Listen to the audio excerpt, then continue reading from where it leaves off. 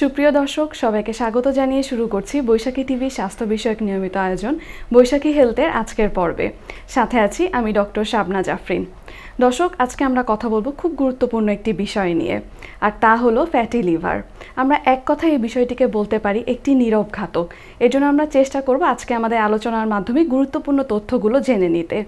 এই বিষয়টি সম্পর্কে কথা বলার জন্য আজকে আমাদের মাঝে উপস্থিত আছেন একজন বিশেষজ্ঞ চিকিৎসক।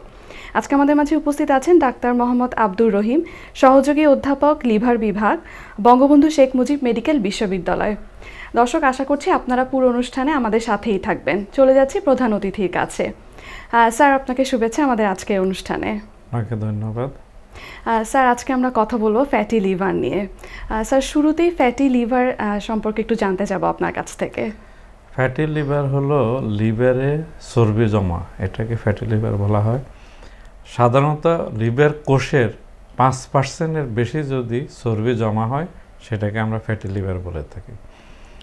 যখন এই ফ্যাটি লিভারটা কীভাবে লিভার কোষের মধ্যে জমা হয়, আমরা যে খাওয়া খেয়ে থাকি এই খাওয়াগুলোর মধ্যে থেকে যে চর্বি জাতীয় খাবার এবং কার্বোহাইড্রেট, এই খাওয়াগুলো সাধারণত রক্তের মাধ্যমে লিভারে চলে যায়। আচ্ছা, লিভারে চলে গেলে এটা লিভার কোষের মধ্যে জমা হয়। যখন 5%-এর বেশি জমা হবে তখনই এটা আমরা বলতে পারি এটা ফ্যাটি লিভার। এটা যখন আরও বেশি জমা হবে তখন লিভার কোষটাকে শক্ত করে ফেলবে। আচ্ছা, শক্ত করার পরে লিভার কোষটা ফুলে যাবে, সেখানে ইনফ্ল্যামেশন হবে, এটাকে বলা হয় ন্যাশ, নন অ্যালকোহলিক স্টিওহেপাটাইটিস। এই ন্যাশ হওয়ার পরে লিভার সেলের মধ্যে অনেক ধরনের পরিবর্তন ঘটে, ইনফ্ল্যামেশন হয়, স্টিফনেস হয় এবং লিভার ফেলিওরের দিকে যায়, যেটাকে আমরা সিরোসিস বলে থাকি। সুতরাং আপনি প্রথমে যে কথাটা বলেছিলেন যে এটা একটি মরণব্যাধি, এটা অবশ্যই সঠিক, কারণ আমরা টের করতে পারি না যে আমরা কখন এই রোগে আক্রান্ত হচ্ছি। এটা নীরবেই।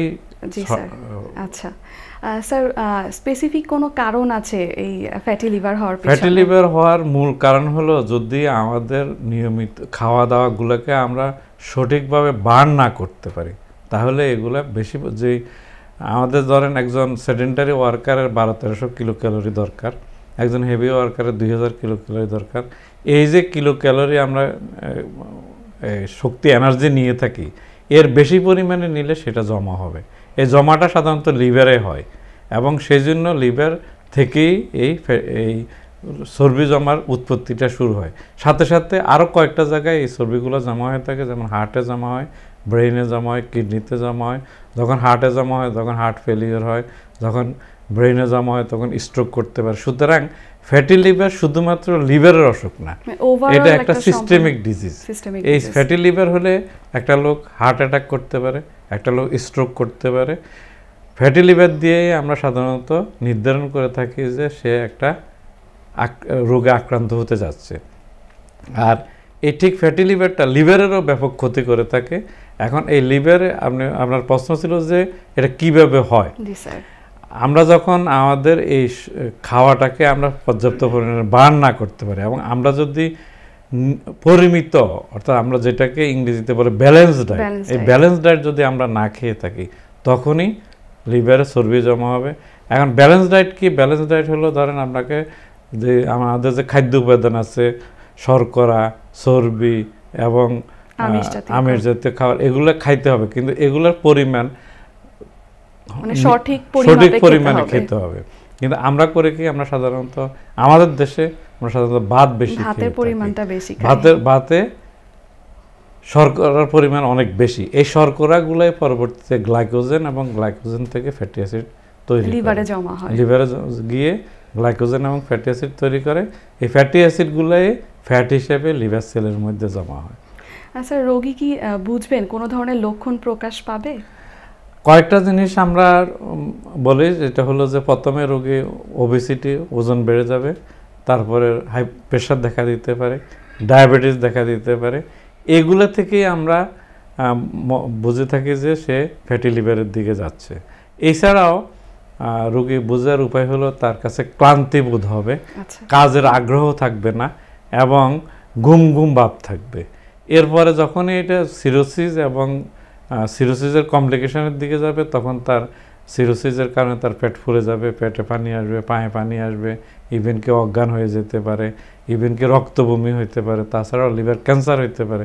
সুতরাং ফ্যাটি লিভার থেকে লিভারের সব ধরনের সমস্যা দেখা দিতে পারে। স্যার, এই ধরনের রোগীরা যখন আপনাদের কাছে আসেন কি কি ধরনের ইনভেস্টিগেশন আপনারা করেন? এখন আমাদের কাছে বিভিন্ন লেভেলের রোগী আসে থাকে, যেমন ধরেন একটা শুধু ফ্যাটি লিভার নিয়ে আসে থাকে, সেটা আমরা শুধুমাত্র সিম্পল কিছু এনজাইম টেস্ট এএলটি, এএসটি এবং আলট্রাসোনোগ্রাফি করলে আমরা বুঝতে পারি যে হ্যাঁ লিভারের 2-3টা টেস্ট এবং আলট্রাসোনোগ্রাফি করলে আমরা বুঝতে পারি যে ফ্যাটি লিভার আছে।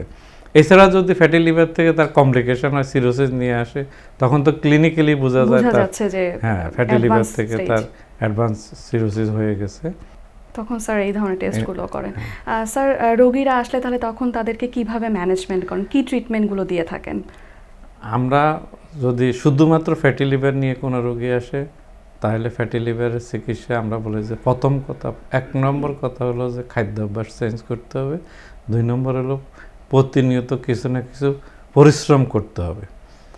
এখন যিনি ধরেন শিক্ষক, তাকে তো আর পরিশ্রম করার কিছু নাই, তাকে হাঁটাহাঁটি করতে হবে, সকালে বা বিকেলে হাঁটতে হবে। এবং যারা ধরেন আমরা যারা সেডেন্টারি ওয়ার্কার, আমাদেরকে হাঁটাহাঁটি করতে হবে, পরিমিত খাবার খেতে হবে, বেশি পরিমাণে শর্করা জাতীয় খাবার, বেশি পরিমাণে চর্বি জাতীয় খাবার খাওয়া যাবে না, শাকসবজির পরিমাণ বাড়াতে হবে। কিছু কিছু খাবার আছে যেমন চর্বিযুক্ত খাবার, যেমন গরুর মাংস, হাঁসের মাংস, খাসির মাংস, কবুতরের মাংস, বিশেষ করে বড় বড় মাছগুলো, পাঙাশ মাছ, বোয়াল মাছ, এগুলো অ্যাভয়েড, চিংড়ি মাছ, এগুলো অ্যাভয়েড করতে হবে। বিরিয়ানি, তেহেরি, নেহেরি এই জিনিসগুলো একটু কম খেতে হবে। আচ্ছা স্যার, এটা তো ব্যালেন্স ডায়েটের কথা বললেন, আর যদি ট্রিটমেন্টের কথা বলি কোনো ধরনের? ফ্যাটি লিভার যখন আর্লি স্টেজে আসে তখন আমরা শুধুমাত্র ব্যায়াম এবং খাওয়ার নিয়ন্ত্রণের কথা বলে থাকি। যখন সে ন্যাশ অর্থাৎ ইনফ্ল্যামেশন, তার লিভার সেলে যখন প্রদাহ শুরু হবে, তখন তাকে কিছু ওষুধ দিয়ে থাকি আমরা। সাধারণত খুব বড় ধরনের ওষুধ নাই, ভিটামিন ই একটা ওষুধ আছে, মেটফরমিন একটা ওষুধ আছে, ইভেন কি এখন যেটা এফেক্সার একটা ট্যাবলেট বাজারে পাওয়া যায়। এছাড়াও ওজন কমানোর জন্য কিছু ওষুধ আছে, সেই ওষুধগুলো দিয়ে থাকে। কিন্তু মূল কথা হলো তাকে কিছু ব্যালেন্স ডায়েট খেতে হবে এবং এক্সারসাইজ করতে হবে।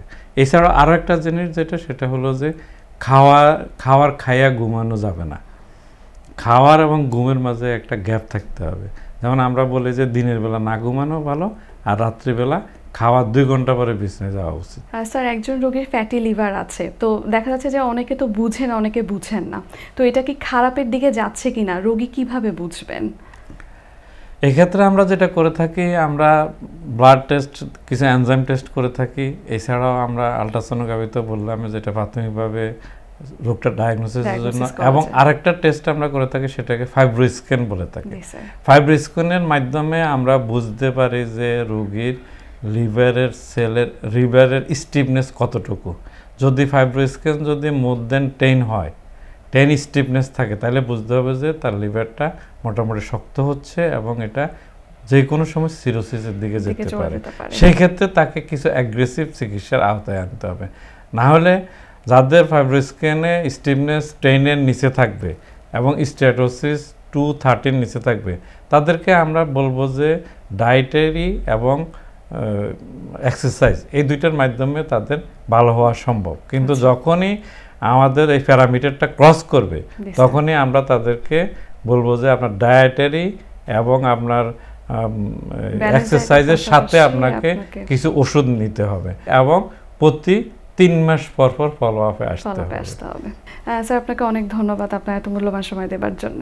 থ্যাংক ইউ আপনাকে। দর্শক, এতক্ষণ আপনারা শুনছিলেন ফ্যাটি লিভার নিয়ে কিছু তথ্য। আমরা চেষ্টা করি আমাদের প্রত্যেকটা অনুষ্ঠানে গুরুত্বপূর্ণ তথ্যগুলো দিতে, যাতে আপনারা এই ধরনের সমস্যাগুলো থেকে একটু এড়িয়ে চলতে পারেন। আশা করি আমাদের এই তথ্যগুলো আপনাদেরকে কাজে দিবে। আগামী পর্ব দেখার আমন্ত্রণ জানিয়ে আজকের মতো এখানেই বিদায় নিচ্ছি। সবাই ভালো থাকবেন, সুস্থ থাকবেন এবং বৈশাখী টিভির সঙ্গেই থাকবেন। আল্লাহ হাফেজ।